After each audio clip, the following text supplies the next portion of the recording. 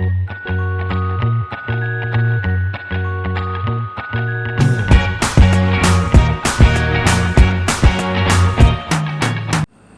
today, my friends, is Crafty Wednesday. But first of all, Lisa and I went to the movies.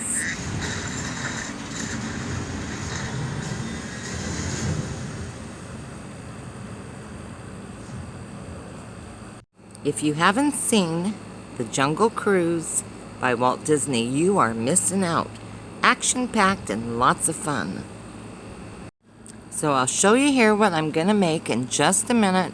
But first things first, doggy's got to go potty and the cats need some loving. It's going to be another hot one today.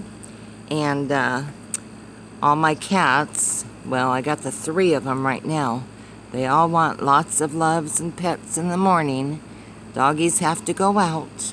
And I try to get everything going before it gets too hot. Now there's my sweet little Chessie. And his full name is Chester. And he is a cute little cat. I've got 5 altogether. And we'll see, that is Bella. Bella is Chester's sister.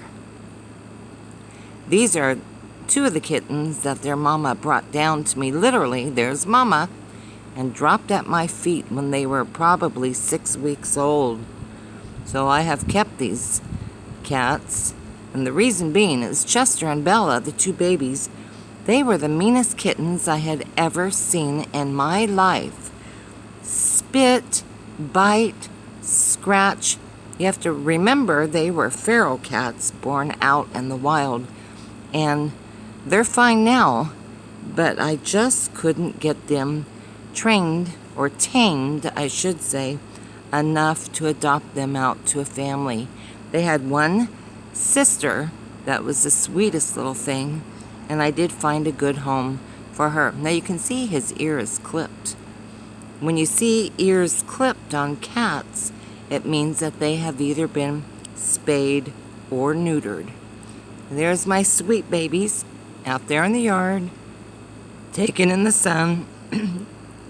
They love laying in the sun. Okay, let's get to crafting. So I saw this picture in the Country Door magazine. It's spring 2021. And I thought, I think I can make that.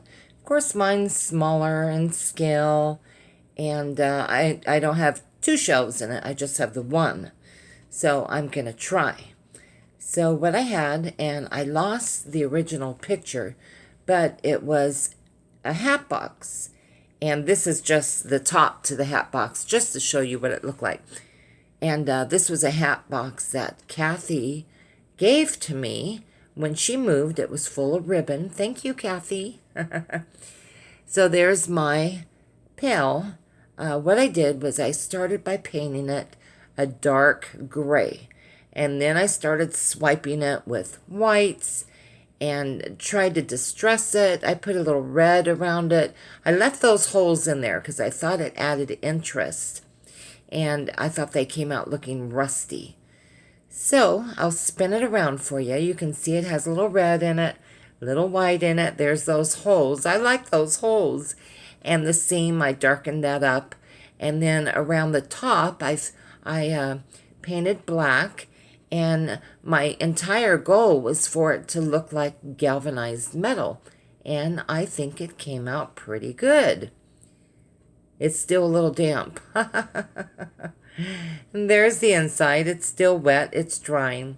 And yeah, I think it came out pretty good. It looks just like galvanized metal. One more spin. I love those little holes and how I distressed them with the red looking like rust coming out.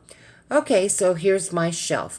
I had an old Easter sign from, guess where? The Dollar Tree. And the width of it was perfect. Just perfect. And the length was a little long, so I took a saw and I just cut it off. So there we go. Happy Easter. Just kidding. So I'm going to go ahead and get that painted gray. But I was surprised, just so surprised that it fit in there so perfectly. And I only had to do one cut. What's that they say? Measure twice, cut once. Usually I always mess it up, but it came out good. So you'll see coming up, in order to keep the shelf in place, I had some of those Jenga blocks that I painted gray, and then I'm just going to glue, there we go, a Jenga block under the shelf on each side. And here I had some old handles that I just actually I hot glued them on.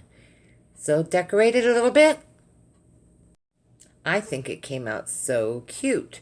So I just put a few little goodies in there, and it's very lightweight. So all I did to hang it was I put a piece of twine on the back of it. I don't know where I'm going to put it yet, but I think it looks pretty darn good. Have a good day.